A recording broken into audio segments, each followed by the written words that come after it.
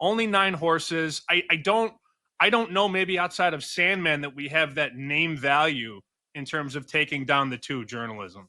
I will say this, Sammy and Joe, is that, I know you remember I really thought journalism, and it was everybody else, and then Baeza obviously drew in the Derby. But for the Preakness here, I'm a little concerned with journalism coming back in 2 weeks. I think he stands above all of these horses, but I'm going to try to beat him. I like the 8-horse Clever again. A horse for Steve Asmussen, Jose Ortiz. I think this was a target race all along. It ran back at the end of March. Went, wire to wire. I think the horse is bred to be able to sit off if there's a little bit more speed in the race. But I think I love the post positioning on the outside. I think you're going to get every bit of 5-1 because, to your point, Sammy, Sandman's going to get some money because A, the name, B, the horse ran in the Kentucky Derby, and he should bounce back. Now, will he be too far back in order to make the run and win? That's kind of my game plan. So everything's going to be based around the 8 Clever again, and the 2 journalism, and hopefully we can get a little lucky. So I think journalism is going to be even money, maybe even 4-5, and rightfully so. He has done nothing wrong, but I'm going to try to beat him, thinking that Clever again could get the jump on him, and we'll see what happens in race 13 around 7:00 Eastern on Saturday. With Sovereignty bypassing the Preakness, and look, I know there's been a lot of talk and a lot of debate about it, and if I can, the horse doesn't have a voice. The only person or people that know the horse better than anybody is the trainer, Bill Mott, who's a Hall of Famer for Sovereignty. And if he doesn't think the horse can come back in 2 weeks, then you know what? You got to do right by the animal and get him ready for his next race, whether that's the Belmont or somewhere else down the road. I think at some point here, horse racing, we don't have a commissioner in horse racing.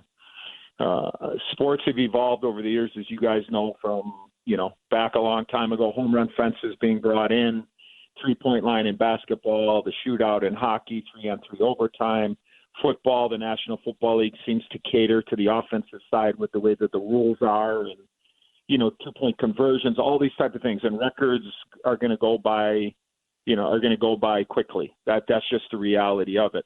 In horse racing, it's been a Kentucky Derby, 2 weeks off, run the Preakness, 3 weeks off, run the Belmont. At some point here, horse racing has to evolve and do what's right by the equine athlete. Give them at least another week off. Give them 3 weeks in between. And I think that then you would have a more competitive field. You'd have better opportunity for horses to do something that is very difficult in a 5-week stretch.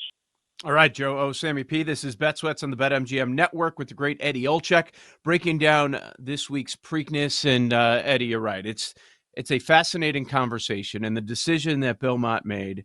And you also have Hall of Fame trainers like Bob Baffert and D. Wayne Lucas that disagree with the decision. But, of course, it depends on the horse. They've won 15 Preaknesses between them. Are you interested in their horses, goal-oriented or American Promise? Yeah, American Promise has some speed in the race. You probably hear his name early. I think the fastest horse in the race is the 8-horse Clever. Again, doesn't mean he's going to get the lead, but I think that he's going to be right there putting all the pressure. You got to respect Bob Baffert. I don't think the 1 is as quick as the 3 American Promise and the 8 Clever. Again, can he sit off the pace and make a run?